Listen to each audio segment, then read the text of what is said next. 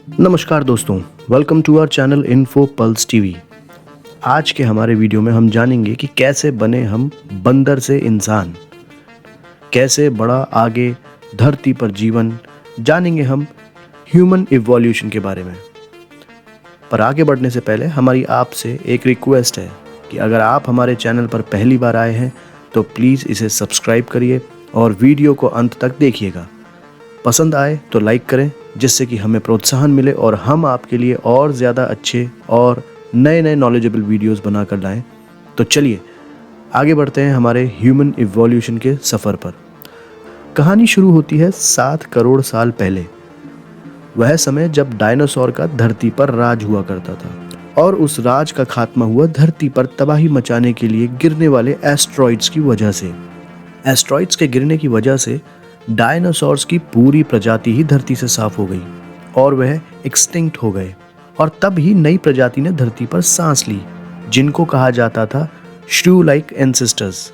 जी हाँ फ्रेंड्स, श्रू like ancestors, जिनको अगर हम ध्यान से देखें तो आपको लगेगा कि आप किसी चूहे को देख रहे हैं। और उन्हीं श्रू लाइक एंसेस्टर्स से बदलाव आते हुए जो प्रजाति आगे विकसित हुई थी वह थे बंदर जैसे दिखने वाले जानवर, जो कि श्रू लाइक एंसेस्टर्स में जो तब्दीलियां आईं उनसे बने और उन्हें मंकी लाइक एनिमल्स कहा गया। और यह सब हुआ 7 करोड़ साल पहले। और तभी हमको देखने को मिली धरती पर आइस एज। पर इस आइस एज का भला क्या रिलेशन है इंसानों के जन्म से? तो हुआ यूं कि उस समय जब धरती का तापमान घटने लगा तब अफ्रीका के जंगल, जिनमें घने पेड़ थे, और यह जंगल बहुत ही ठंडे और सूखे होने लगे, जिसकी वजह से वहाँ जो पेड़ थे उनकी तादाद में कमी आने लगी और उनकी ऊंचाई धीरे धीरे इतनी घटती गई कि उसकी तब्दीली हो गई घास में, जिसकी वजह से जो बंदर पेड़ों पर मौज मस्ती करते घूमते थे उनको अब ज़मीन पर यानी कि घास पर चलना पड़ रहा था। और यह चलना बदलाव लाना था उनके 4 पैरों से 2 टांगों पर चलने के लिए। साथ ही इनकी पूंछ धीरे धीरे गायब होने लगी। इन सब में लग गए पूरे 3 करोड़ साल। तो अब हम चलते हैं 4 करोड़ साल पहले। तो जो ये मंकी जैसे दिखने वाले मंकी एनिमल थे वह अब बदल रहे थे एप जैसे एनिमल में, जिनमें फ़र्क यह होता है कि एप की पूंछ नहीं होती है और बंदर की पूंछ होती है। और समय के साथ साथ जहाँ इनके चेहरों में सिर छोटा और चेहरा बड़ा होता था, वहीं अब धीरे धीरे सिर बड़ा और चेहरा छोटा होता जा रहा था, जो यह दर्शा रहा था कि इनका दिमाग बढ़ रहा है। और दिमाग के बढ़ने से यह समझ आ रहा था कि उनकी इंटेलिजेंस भी बढ़ रही थी। और वहीं उनके हाथों और हथेलियों के अंदर भी फर्क आ रहा था। देखा जाए तो पूरी शारीरिक अवस्था में बदलाव आ रहा था। और इन जानवरों को जाना जाता था अफ्रीका में उस समय इजिप्टोपाइथेकस। जी हाँ फ्रेंड, इजिप्टोपाइथेकस। अभी चलते हैं 2 करोड़ साल पहले की बात करते हुए।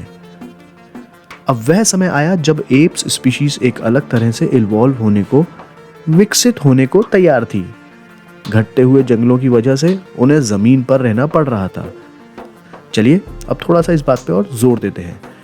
पेड़ों की खत्म होती हुई तादाद की वजह से उनको जमीन पर रहना पड़ ही रहा था और जमीन पर ऊंची ऊंची घास होने की वजह से सामने से आते हुए खतरे को या दूसरे जानवरों को देखा नहीं जा सकता था, जिस कारण से इस एप्स को अपने पोस्चर को सीधा करना पड़ा, यानी कि उन्हें धीरे धीरे खड़े होकर चलना पड़ा, जिसकी वजह से उनकी लंबर बोन्स डेवलप हो गई।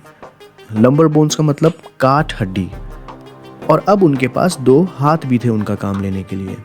तो 2 करोड़ साल पहले जो ये आए तो ये कहलाए ड्रायोपाइथेकस, जो कि दूसरे एप्स और ह्यूमंस के बीच के कॉमन एंसेस्टर्स थे, जिनसे ह्यूमन और चिंपांजीज, गोरिल्लाज पैदा हुए, जो कि कोहनियों पर चला करते थे शुरुआत में।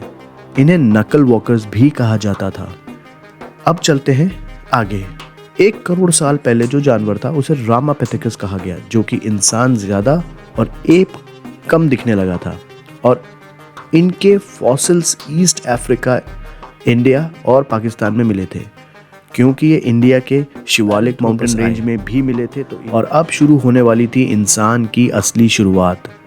अब आए होमो हिबिलिस, जिनमें स्किल्स की मात्रा पहले से अब बहुत ज़्यादा डेवलप हो चुकी थी। उन्होंने औजार बनाना, उन औजारों का काम लेना, सब कुछ सीख लिया था। हमारा साइंटिफिक नेम होमो सेपियंस है और यह होमो ग्रुप का पहला सदस्य ही था। अब आए 15 से 18 लाख साल पहले होमो इरेक्टस। नाम अपने आप में बताता है कि सीधा खड़ा रहने वाला, और अब उसके ब्रेन का डेवलपमेंट और ज़्यादा हुआ और उसने इजाद करी आग। जी हाँ दोस्तों, और अब वो शिकार के लिए काम में लिए गए औजारों को और भी बेहतर बनाने लगा और उनका और भी बेहतर यूज़ करने लगा, और खाने को अब वो पकाकर खाने लगा था। वो अफ्रीका के बाहर भी गया, एशियाई कंट्रीज़ में जैसे कि चाइना, इंडोनेशिया में। अब आया 1.5 लाख से 1 लाख साल पुराना समय, जब आया Neanderthal man, first wise man. वो आदमी जिन्होंने गुफा में रहना शुरू कर दिया था, और इन्होंने ही दीवारों पर चाहे बहुत ही साधारण ही सही, एक हथेली का निशान ही सही, पर पहली पेंटिंग बनानी शुरू कर दी थी। यहाँ तक कि माना जाता है कि उन्होंने अपने रिलीजन और ट्राइब्स को भी शुरू कर दिया था। तो चलिए चलते हैं अब हम 50,000 साल पहले के समय पर, जब आया क्रो मैग्नोन मैन। इसका दिमाग हमारे दिमाग से थोड़ा बड़ा था और यह सबसे ज़्यादा नज़दीकी परछाई थी हमारी, यानी आज के मॉडर्न मैन की। और तब ह्यूमन इवोल्यूशन पहले से बहुत ही तेज़ी गति से आगे बढ़ रहा था। फिर आता है 10,000 साल पहले का समय, जब इंसान ने खेती बाड़ी करी, पशुपालन किया और सिविलाइजेशन को आगे बढ़ाया। कॉलोनियल डेवलपमेंट्स हुए। फिर आता है 5,000 साल पहले का समय, जब आए इजिप्शियन और मेसोपोटामियन सिविलाइजेशन, जब राइटिंग इंट्रोड्यूस हुई और लिखने की सभ्यता आई। फिर 400 से 500 साल पहले साइंस आई और नए नए आविष्कार लेकर के आई। और फिर आते हैं 200 साल पहले सोसाइटी, इंडस्ट्रियल रिवॉल्यूशन, ये सब चीज़ें आई। तो फ्रेंड्स, ये था पूरा सफ़र ह्यूमन इवोल्यूशन का। उम्मीद करते हैं आपको वीडियो पसंद आया होगा। प्लीज़ हमारे चैनल को सब्सक्राइब करें।